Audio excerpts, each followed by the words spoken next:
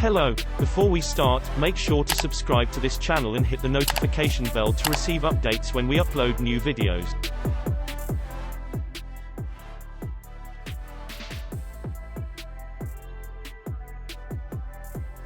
Although it's the bulging fenders and blacked outer pillars that first grab your attention, the 2020 Toyota Highlander's most important changes are inside.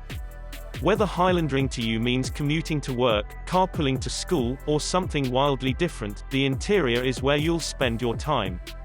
With the Highlander new for the 2020 model year, here are some key details about the latest version of this hot-selling SUV.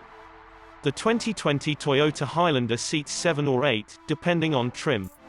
With a second-row bench seat for 3, the L and L can hold 8 people.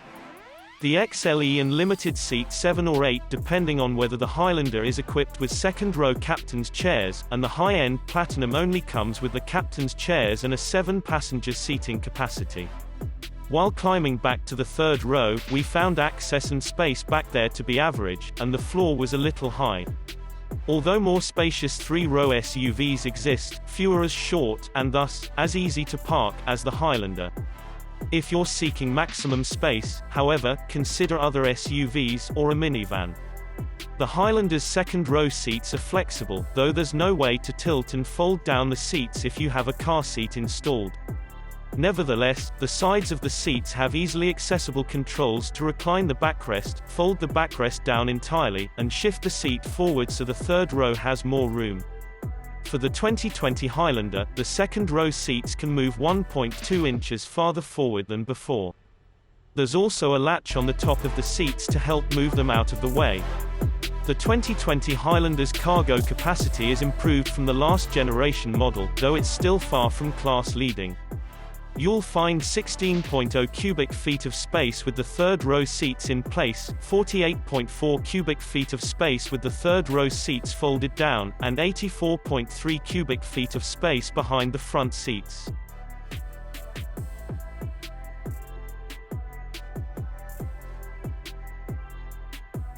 The Highlander offers a couple clever storage areas, too. The open spaces at the bottom of the dash and in front of the passenger side dash are shallow, but they could become useful places to stash small belongings. Other storage spaces in front include the cup holders, door pockets, and a deep but somewhat narrow compartment below the center armrest.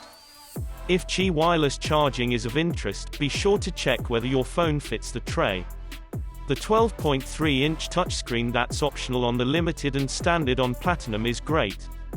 Placed at the top of the dash, the wide screen splits the visual real estate into two, with the standard Apple CarPlay or Android Auto appearing on 2/3 of the space. An on-screen button or sideways swipe is all you need to switch the screen segment places.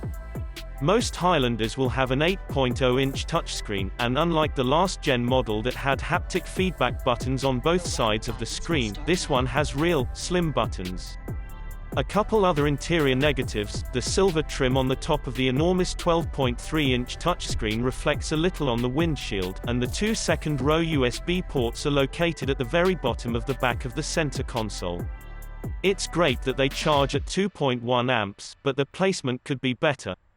The Kia Telluride and Hyundai Palisade have theirs midway up the backs of the front seats, and the 2020 Mazda CX-9 in high-end signature trim includes 2 within a second-row armrest. Rear visibility isn't great. It would be better, however, if the second-row seat headrests folded down as the third-row units do.